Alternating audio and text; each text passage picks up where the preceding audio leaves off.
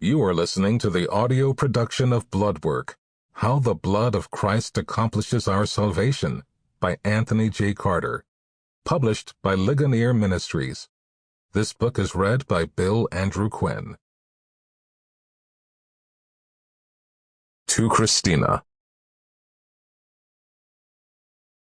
Introduction. A donor for Christina. We were used to seeing delivery trucks come to the house.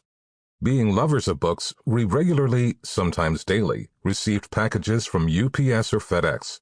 So when the FedEx truck pulled into the driveway one day, it was nothing out of the ordinary. However, as the driver walked to the door, it became clear that something was different this time. Rather than a package, he carried a letter. Instead of coming from some online bookstore or publishing company, the delivery was from an organization known as Be the Match. I had never heard of Be the Match and could not but wonder why it needed to send a letter to me in an overnight express envelope. I opened the envelope, not knowing what to expect, except the unexpected. As I read the letter, my expectations were met, and then some. The letter read something like this. Dear Mr. Carter, we are writing to inform you that you have been identified as a possible match as a donor for a bone marrow transplant patient. It is urgent that you contact us so we can confirm whether you are a complete match. I was bewildered. How could I be a match for anyone? I didn't recall donating blood or signing up for a bone marrow registry. Besides, how does one get on such a registry? I know the internet is capable of hijacking a lot of our personal information, but can it get our blood types as well? As I pondered the possibilities, something came to me. The only event I could remotely connect to the moment had happened more than 18 years before. Back then, I had participated in a blood drive organized to find a bone marrow match for a dear friend of ours. Could this unexpected letter be the result of my donating blood 18 years prior?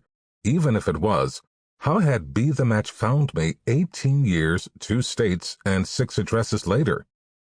The year was 1994. Robert and Winnie Benson were friends of ours. Robert served as the associate pastor of the church we attended. They were faithful servants of God and parents to 4 children, a son and 3 daughters. Their middle daughter's name was Christina. In 1992, she had been diagnosed with leukemia. Christina was 9 years old. The sickness was unexpected and obviously life-altering.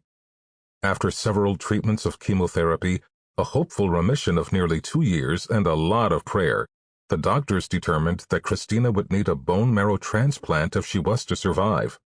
Unfortunately, no one in her family was a match for her. Therefore, the circle of potential marrow donors needed to be enlarged. The call went out for a blood drive to be held at the church in March 1994. The response was tremendous. Not only did the church members come out in great numbers, so did people who lived in the surrounding community, and many more who had heard of young Christina's sickness. I was one of hundreds who donated blood that day, and apparently became part of a registry of individuals desiring to offer blood to save another's life. The day was filled with hope and anticipation. There was excitement and fervent prayer. Surely, out of all those people, someone would be identified as a donor for Christina. Unfortunately, the excitement of that day was overshadowed by the sobering news we received in the coming weeks. No match had been found. With no match and the cancer taking more and more of her strength, it was only a matter of time. Christians around the world offered prayers. Christina battled the illness bravely and with a joy that humbled all who knew her.